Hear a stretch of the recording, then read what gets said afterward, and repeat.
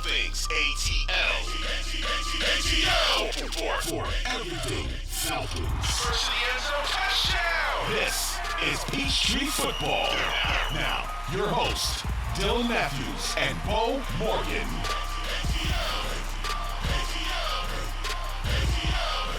So, with all that being said, the Falcons have, as I alluded to, been hitting on a couple of new faces, going up against a couple of different opponents over these past 48 hours, as they've had joint practices with Tua Tagovailoa, Tyreek Hill, Jalen Waddle, and the Miami Dolphins. Second day of two joint practices wrapped up earlier this morning. Beau, before we get into kind of our happenings on the field as far as, you know, the DBs versus the wide receivers and the Dolphins offensive line versus the Falcons defensive line, we do have a little bit of news to report from the joint practices. A couple of injuries happened. One yesterday on the side of the Atlanta Falcons. Rookie cornerback Clark Phillips was carted off the field after looked like he got kicked in the leg after a play. Positive news. It doesn't seem to be too serious. I believe the Falcons and Arthur Smith kind of list him as a day-to-day thing, and it doesn't seem like he's going to have to miss too much time. So that's good news for the Atlanta Falcons. Today, we found out on the side of Miami Dolphins, Jalen Waddle had to be escorted. Was not carted off the field. He was helped off the field and escorted off the field as well. I haven't seen too much more of an update on the Jalen Waddle injury. But he was able to walk under his own power. So that is, it seems like it should be a positive thing for Waddle and the Dolphins. But I always hate to see injuries happen, but unfortunately it's a part of the game. Yeah, I mean, it's when you have a joint practice like that and the only thing we really hear about are two injuries, I think that's pretty good. I don't think that's a big deal. I mean, it's not – the Clark, I say it's not a big deal, but it's a positive that's all that came out of it. I've seen some guys with catastrophic injuries in the joint practices because it can get testy sometimes. The Jalen Waddle thing, what I will tell you, that's a lot bigger to what Miami is and what they want to do this season than Clark Phillips is to Atlanta. I don't think either one of them are good. The good thing is it seems like Clark Phillips was more of one of those deals where if he was kicked or stepped on or whatever, it was just a painful injury at the time to walk on. Correct. And I think a friend of ours, Randy McMichael, said yesterday, he goes, everybody gets carted off these days. And it's kind of true. But Jalen Waddle didn't. But I know he was down. He got up. Looked like he was going to be okay. And then he had to leave the field. So I'm not sure if that was a precaution or not. It would make sense if it is. But all I can tell you is that, that's a serious one that they're definitely going to monitor. And it's a very important piece to their offense. So you've seen the difference he makes when he's on and off the field. So that's an interesting one to follow. I do think the Clark Phillips thing is that we won't see him Friday night, regardless of the fact that he's a rookie. But I do think he'll be around next week, hopefully, maybe by the end of the week, and maybe in game 2, and expect him to kind of make a recovery. There was nothing that led to me to believe that he wouldn't. And just go ahead and touch base on one that you didn't mention that happened yesterday or today. Mm-hmm. Jeff Okudah had an injury on Friday, I believe it was, in camp, and he too was carted off. Looked very nasty. But the MRIs and the X-rays have all came back, and whatever happened to his foot, it's not serious enough that he had a tear or anything. So he's basically I would not expect to see him for the rest of camp. Correct. I think it would be great and lucky if we saw him week 1. Right. But he will be back this season, and hopefully it'll be week 1, week 2, week 3, something like that. Arthur Smith did confirm that he will be back in the early part of the season. And I think the main thing that makes it, like you said, a little bit more positive for the Falcons is that he has yet to be placed, and I'm not sure that he will be placed on IR, and that's a really good thing for the Atlanta Falcons because that means if he was placed on IR, which it looks like he's not going to be, then he would have to miss the first 4 games. That's what happens when you go on that early season IR. Look, go ahead. I'm sorry, I mean cut you off. They never put him on IR at this point unless it was to your point back into the season or season ending, and they would never do that because it just makes no sense. You've got 90 guys, so you're down to 89 now. You would cut a position that's probably got extra guys there that you could just give reps to someone else to and bring in another DB if it was that serious and you thought you needed somebody. But look, nobody out there at this point most likely is going to come in and make a difference. So they'll wait. If it's so serious where they need to bring in somebody else, they'll wait till final cuts happen and see if they can upgrade from what they already have in.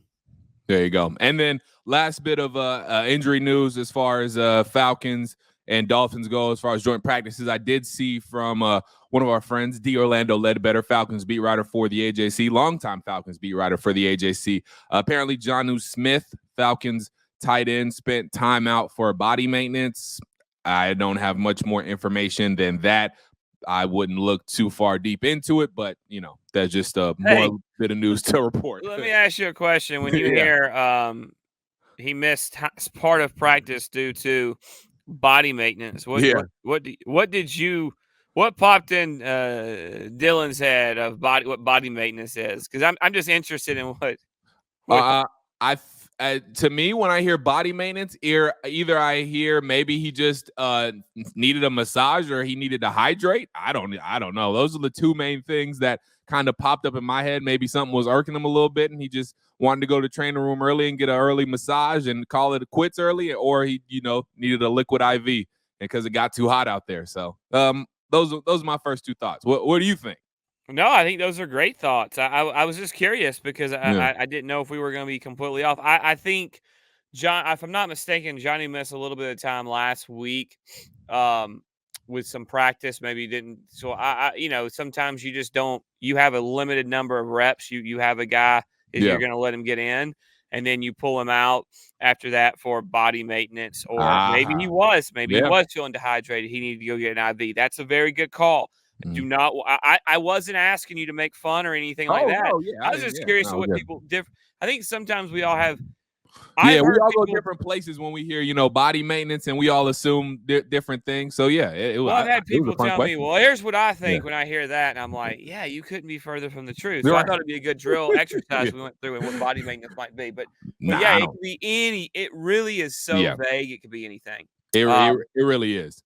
All right, let's get into some on-the-field stuff because we got some good stuff to talk about that's been happening on the field as well. So, Beau, from what I've been hearing, from what I've been seeing on X, formerly known as Twitter, it looks like that Falcons defensive line has been getting after that Miami Dolphins offensive line. I've been seeing tweets from D. Orlando Ledbetter, who we just mentioned, Josh Kendall of The Athletic, who just joined the morning shift earlier today. Shout out to Josh.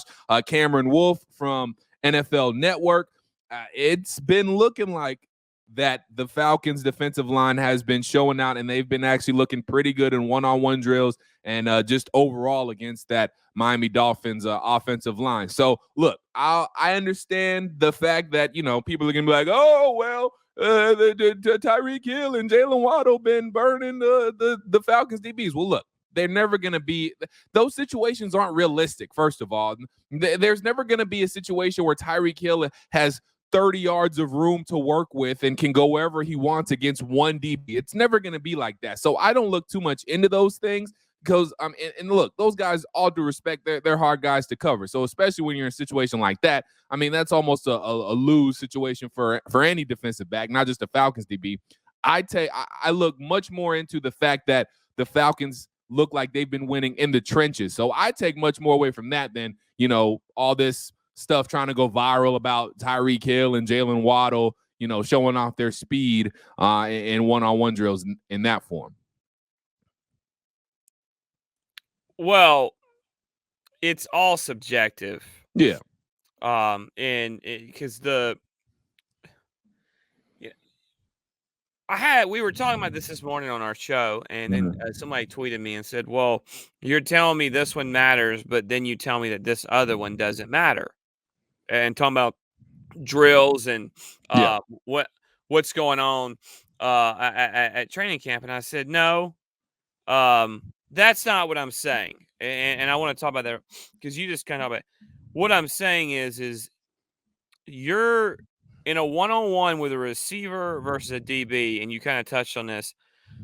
You're somewhat at the mercy of the receiver. Yes. Because you don't have help. You're probably playing you might be playing different than what you would be playing in a game. Correct. Not to mention you have matchups that you don't that they just seem to they happen. Right. And you're especially when you're doing the like the 7-on-7 stuff. That's not always the way matchups are going to happen. So, like when Trey Flowers gets lined up on Tyreek Hill, if in a game, and if a game we have Trey Flowers lined up on Tyreek Hill, then we're in trouble. Exactly. And we're in trouble for a multitude of reasons. Right. One of which is that we are probably so depleted that now we've had to move Trey Flowers into that role. So I do take. I think the thing that I take in about when it's a trench play, even though you're going to be scheming in a game, so you're going to have this guy defended differently than this guy, right, etc. The one thing I would kind of say is that I think an offensive lineman one-on-one battle is a little bit different than a wide receiver because it's strength, it's skill. Sometimes it's just having that quit. It's technique. There's a lot of technique involved. You can say the same about wide receivers. I just feel like the guy can be beat and you can throw a bad ball as a quarterback or an inaccurate pass, or maybe the receiver didn't run the right route. Mm-hmm. And you would say, oh, see, good rep. He didn't catch it. Well, hell, that is not what it means because if that's not necessarily true. I think it's a little bit easier. Some people will tell you that that's not necessarily accurate, and they don't agree with that sentiment by me. But what I would say is I just think that they're just different. I do take solace in the fact that I've seen this team beat in the trenches a lot in these joint practices. And by the way, you can say the same thing, Dylan, about the preseason. That's true. Because they don't scheme there. Yeah. They don't game plan there. They don't watch film there. You're just going mano a mano. So I don't always take that into play. I do think, though, that there is some of that when you just get beat over and over and over, and one group is dominated by another, which the thing I took away is that no point did I hear the Falcons DBs were dominated by the receivers. Right. I heard about situations. I saw A.J. Terrell almost become a wide receiver and have a pass broken up that he had. Yep. On the flip side, I did hear that the offensive line of the Dolphins was dominated by the defensive line of the Falcons. That makes me feel good. Yep. I like hearing that. I hear Troy Anderson makes a big interception in a red zone type situation or 2-minute drill. Yep. And it was because of he played within the system and was there, or what the defensive play call was, and then he made a play. So he didn't get too far ahead. So those are the little things I try to take away. But it is a truth to some of it should be taken with a grain of salt type thing. No, for sure. And again, like you said, it's all subjective, and it also depends on, like you said, what's going on. Is this a one-on-one rep, or is this more of a 7-on-7 setting or a red zone setting? So, again, it's all subjective. It's all situational. It's all about, what the scenario and the context behind it is. Look at us. We sound like Arthur Smith now in this post-game press conference. But so there have been the point being there's been a lot of good to take away from these joint practices for the Atlanta Falcons. And